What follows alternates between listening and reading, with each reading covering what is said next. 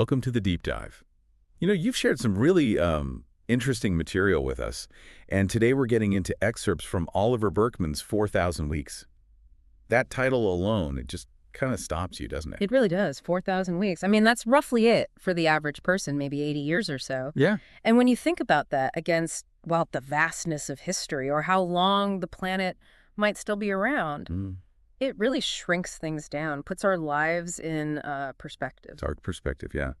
Buckman dives right in, saying this basic limit, our finite time, is actually underneath so much of what we struggle with. Right. That feeling of being constantly rushed, or getting sucked into endless online stuff, or just feeling like you're not quite hitting the mark on a fulfilled life. It connects it all back to those 4,000 weeks. And it's a pretty powerful way to look at things today. Totally. Think about it. So many platforms, their whole business model is grabbing and keeping our attention.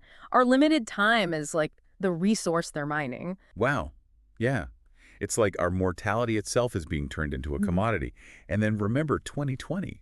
The pandemic just threw everyone's sense of time completely out of whack. Oh, absolutely. For some people, time just dragged on forever. For others, it just vanished. It really messed with our internal clocks, didn't it? It was this huge global thing that just, shattered our assumptions about schedules, about the future, about how things are supposed to work. Which kind of leads us to one of Burkeman's big points. All those time management techniques. Yeah. Productivity hacks. Yeah. They often don't actually give us that feeling of control or satisfaction. Sometimes it feels like the more productive you try to be, the busier you get, and somehow emptier. It's a weird paradox, isn't it? You aim for efficiency to save time, but it often just feels like you're running faster on the same treadmill. Exactly. And that constant pressure to just do more, produce more, that can definitely feed into the burnout so many people feel. It makes you think about that Keynes prediction. Way back in 1930, he thought, we'd be working like 15 hours a week by now. Yeah, he figured technology would solve the economic problem, and then we'd have all this leisure time to figure out what to do with. So what went wrong? Why are we often busier than ever? Well, it seems Keynes underestimated our capacity for wanting more. New gadgets, new experiences, constantly comparing ourselves to others. The goalposts keep shifting. Right. And busyness itself has become almost a status symbol. It used to be that wealth meant you didn't have to work constantly. Now it often looks like the opposite. So that really sets up the core question for this deep dive, the one Burkeman frames so well. Are we often just spinning our wheels, incredibly busy, but maybe doing the wrong things? And what would it actually look like to fundamentally change our relationship with time? Okay, let's unpack that. How has our view of time changed? Burkeman contrasts our modern obsession with maximizing every second with, say, medieval farmers. Right. Their approach was completely different. They had what he calls task orientation. Their days weren't driven by a clock on the wall, but by the tasks themselves. Makes sense. You don't clock out when the sun's setting and the cows need milking or the harvest is ready. Exactly. Time wasn't this abstract thing to be managed. It was woven into life. Before clocks were widespread, people measured time by activities. Like you mentioned earlier, the miser while. Yeah, the time it took to recite a specific psalm, or even more earthily, a pissing while. Okay, very direct. Gives you a real gut-level sense of duration. It does. And then he brings in this concept of deep time. Those moments where you're so absorbed in something. That time just seems to stop. Yeah. Or dissolve. Yeah, like deep prayer or meditation or being totally lost in nature. Even early infancy, he suggests. You kind of lose your sense of self. You merge with the experience. He mentions Carl Jung in Kenya. Right. Feeling that sense of timelessness watching the animals. Exactly. Jung felt like he was witnessing the eternal beginning. It's about stepping outside that constant tick-tock of the clock. So how do we hold on to those moments or that feeling when we're also facing the hard reality of just 4,000 weeks? Well, this is where Burkeman introduces what he calls a limit-embracing attitude. It's about consciously accepting that you just won't have time for everything. Everything you want to do. Or everything others expect. Both, probably. And crucially, it's about letting go of the guilt that comes with that. It's just the reality of being finite.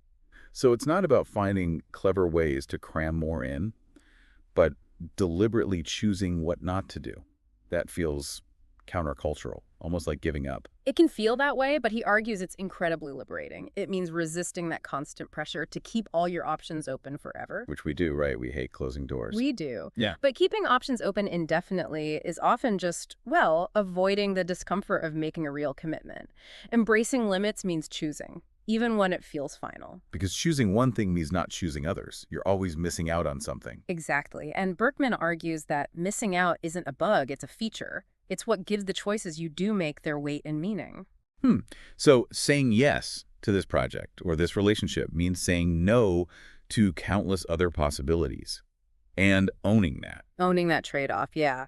It's a way of declaring what actually matters to you. It stops you from feeling perpetually overwhelmed by, say, a massive to-do list. Right. He points out how irrational that feeling is. Logically, you can only do what you can actually do in the time you have. That inner critic telling you that you must do it all, it's just wrong about how reality works. But accepting that means making tough calls. Yeah, that's the hard part. Which balls do you drop? Who do you potentially disappoint?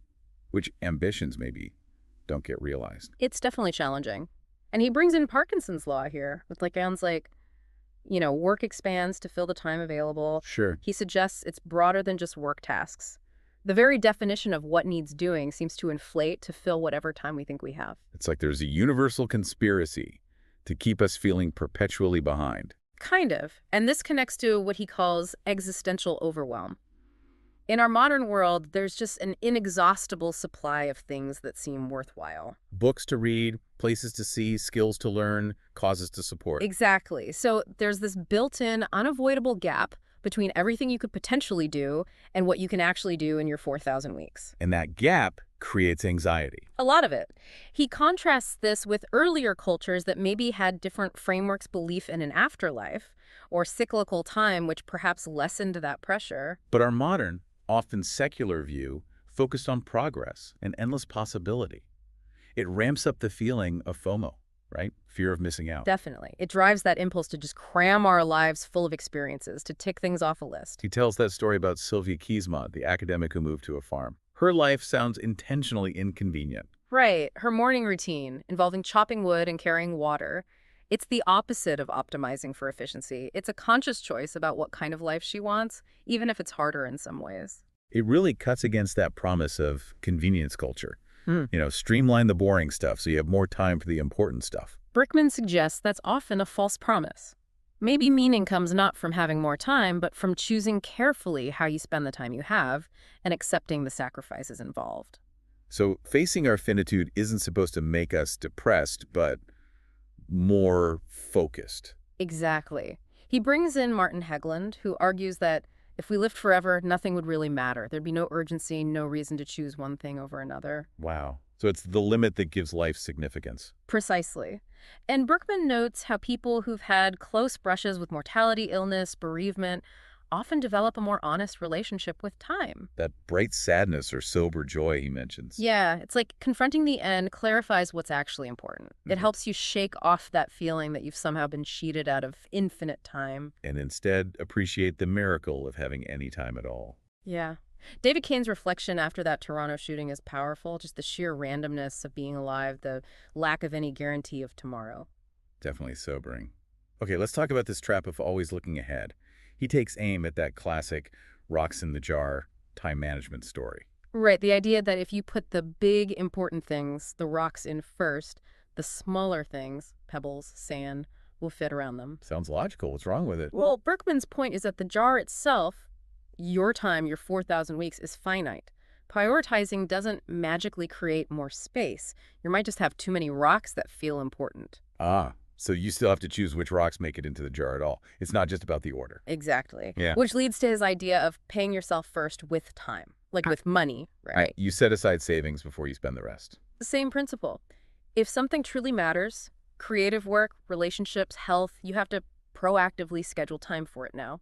Don't wait for leftover time that might never appear. Allocate the time first, even if it's just a little bit, and let other things fit around that.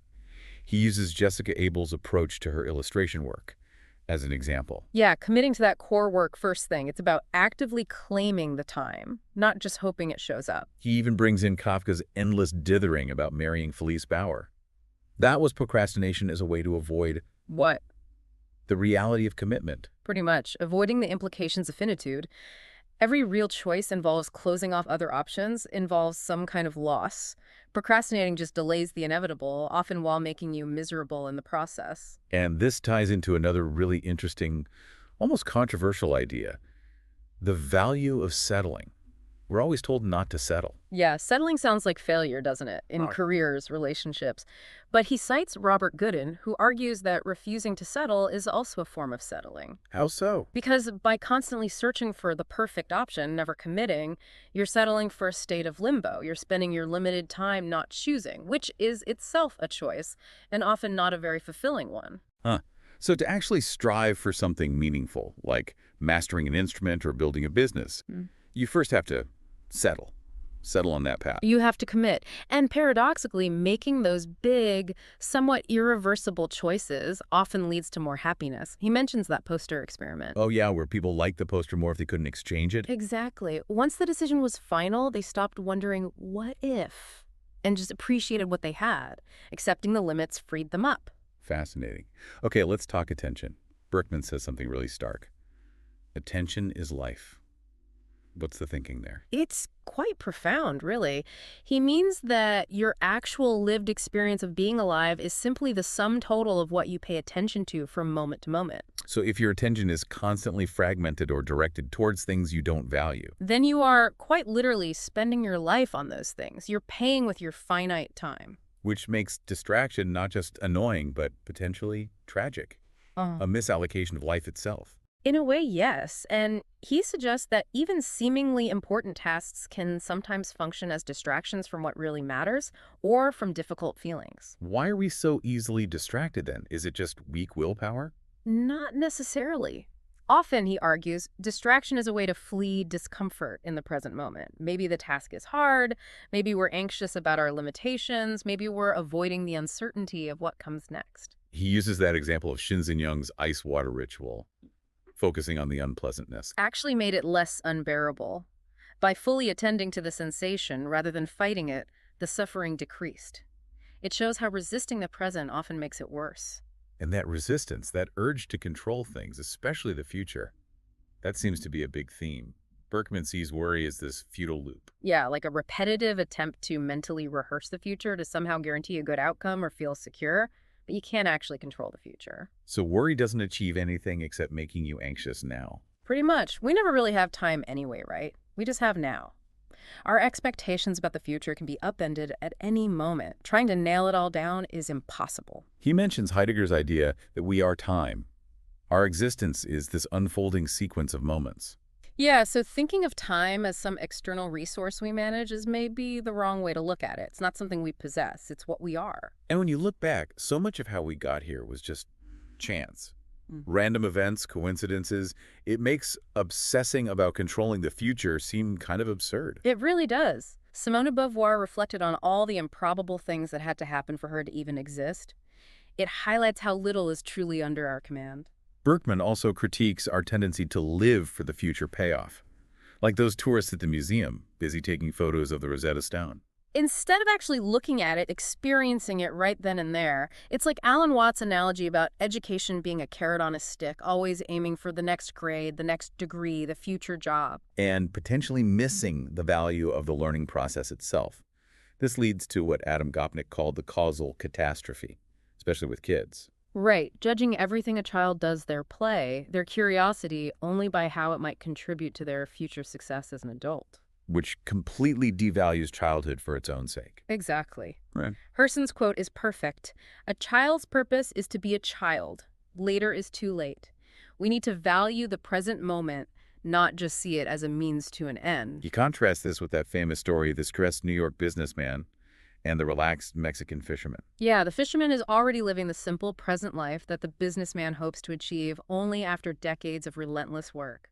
It highlights that difference between using life versus enjoying life. But sometimes trying too hard to be present can backfire too, right? Like his story about the Northern Lights. Ah, yeah. He was so focused on appreciating the moment intensely that he kind of missed the actual experience. It became another task. Like that study where couples told to have more sex ended up enjoying it less. You can't force presence or enjoyment. Exactly. Sometimes you just have to let things be. Okay, let's shift to rest. The Take Back Your Time movement challenges the idea that rest only matters if it makes us more productive later. Yeah, they argue that leisure, connection, just being, has value in itself. It doesn't need to be justified by boosting work output. That's a big shift from how industrialization shaped things, isn't it? Work became the real thing, and leisure was just for recharging the batteries for work. Totally. And now we even have this weird pressure to use our time off productively. Hobbies have to be useful, vacations have to be enriching. If it doesn't build skills or look good on Instagram, is it even worth doing? He calls extreme versions of this pathological productivity. Right, like an inability to stop doing, often to avoid difficult feelings. Danielle Steele's writing schedule is presented as a kind of extreme case. And he connects this discomfort with idleness, way back to theological ideas like predestination. Yeah, the anxiety that if you weren't constantly working, it might be a sign you weren't one of the elect. A deep-seated cultural anxiety about just being still. Which makes hobbies, true hobbies, done just for the love of it, seem almost radical. He talks about atelic activities. From the Greek telos, meaning end or purpose. So atelic means having no end goal other than the enjoyment of the activity itself. Like Rod Stewart in his model trains. He's not trying to be the world's best model railway builder. He just loves doing it. Exactly. It's subversive in a productivity-obsessed culture. It's okay to do something you enjoy just because you enjoy it, even if you're mediocre at it. I like that. Okay, what about impatience and control? The pointless honking in traffic example. It's a perfect little symbol of our frustration with limits, isn't it? Honking achieves nothing, but it's a way of expressing that rage against delay, that desire to force things to move faster. And technology, paradoxically, makes us more impatient. It seems so, because it makes overcoming limits seem possible. Instant communication, fast travel, minor delays become infuriating. The closer we get to seeming transcendence, the less tolerance we have for friction. He compares this speed addiction to other addictions like alcoholism. The attempt to control it actually makes it worse. And the insight from AA is key. You can't beat it until you surrender, until you accept your lack of control. Giving up the fight is the first step. Which brings us back to patience. That exercise Jennifer Roberts does, spending 3 hours looking at one painting. It sounds intense, but it's about cultivating that deep attention, noticing things you'd completely miss otherwise. Patience reveals richness. Like M. Scott Peck fixing the car handbrake just by watching it patiently until the solution became obvious, resisting the urge to just jump in and tinker. Exactly. Burkeman offers 3 principles for patience. 1, learn to like having problems because life is always going to have problems. That's not a state to be eliminated. Okay, that's a mindset shift. 2, embrace radical incrementalism. Small, consistent steps, even stopping before you're exhausted, to build the muscle of patience, not just burn through willpower. Interesting. And the third? Originality lies on the far side of unoriginality. You have to put in the work, even the seemingly derivative stuff, before you find your unique contribution, like that bus station parable he uses. Right, you have to stay on the bus on your chosen route long enough to see where it truly leads. Okay, connection and synchronicity. He critiques the digital nomad ideal. Yeah, the fantasy of total freedom can overlook the human need for shared rhythms, for being in sync with others. That lack of connection can lead to profound loneliness. And that Swedish study on holidays, people felt better taking time off when others were also off. Exactly. It wasn't just the break, it was the shared break. Synchronicity fosters well-being. William McNeil's experience with marching in the army. That feeling of muscular bonding, being part of something larger, moving together in time. It's a powerful, visceral thing, and Burkeman suggests our modern focus on individual freedom and scheduling flexibility can actually make that harder. We become desynchronized. Harder to get together, harder to collaborate on community projects? Potentially, yes. So he suggests consciously resisting that pull towards total individual time sovereignty. Prioritize things that connect you rhythmically with others, choirs, teams, regular meetups. Let go of rigid control sometimes. Then he reflects on the pandemic lockdowns, the great pause. A terrible time, obviously, but also a jolt. A huge perceptual jolt, he calls it. It forced a pause, revealed unexpected upsides for some more family time, less commuting, and made many people question their old routines. That possibility shock, the idea that things could actually be different on a large scale. Yeah, but he also warns against getting overwhelmed trying to figure out the one big thing that matters most. Paralyzing grandiosity, he calls it. So don't get stuck trying to save the world all at once. Pretty much. Meaning is often found in the small, immediate things. Acts of care, connection within your reach, which ties into his idea of cosmic insignificance therapy. Okay, with that. It's embracing the fact that in the grand scheme of the universe, you're, well, not that important, and finding relief in that. Relief. It frees you from the crushing pressure to be remarkable, to leave some huge legacy. If you accept your smallness, you can focus your limited energy on doing tangible good where you actually are. Focus your finite capacity for care more effectively. Okay. And finally, he offers a whole list of practical takeaways, right? Things we can actually try. Yeah, a really useful list. Things like choose finite projects with clear ends. Limit how many things you're juggling, maybe just 2 or 3 major works in progress. Fix your weekly plan in advance. Give it structure. Pay yourself first with time for what matters. Focus on one thing at a time. Resist multitasking. Embrace boring tech. Make your phone less appealing, less functional. Seek out boredom. Don't immediately fill empty moments. Spend more real time with real people. Practice instantaneous generosity. Act on kind impulses right away. Learn to actually do nothing sometimes. Just be. Surrender to the speed of reality. Practice patience. Stop trying to control how you feel. Accept difficult emotions. Practice active waiting. Engage thoughtfully with pauses. Live in borrowed time. Appreciate the present. Adopt a fixed volume approach, except you can only do so much. Treat urgency with suspicion. Question what really needs doing right now. Keep a done list to acknowledge progress, not just focus on what's left. Consolidate shallow tasks together. Wow, that's a lot. Yeah. A real toolkit for shifting perspective. Yeah. So, wrapping up this deep dive into 4,000 weeks, what's the main takeaway for you? I think it's that the shortness of life isn't something to panic about or try to hack our way out of. It's actually what gives life meaning.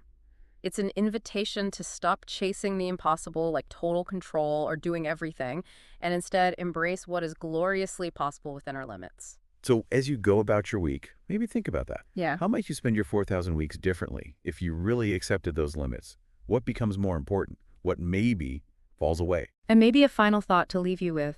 If you truly accepted deep down that your time is finite and not entirely controllable, what might you stop frantically striving for? And what could you start embracing right now with maybe a bit more presence, a bit more gratitude? Definitely some powerful things to consider. We hope exploring Oliver Burkeman's ideas has given you some fresh perspectives on your own time. Thanks for joining us on The Deep Dive.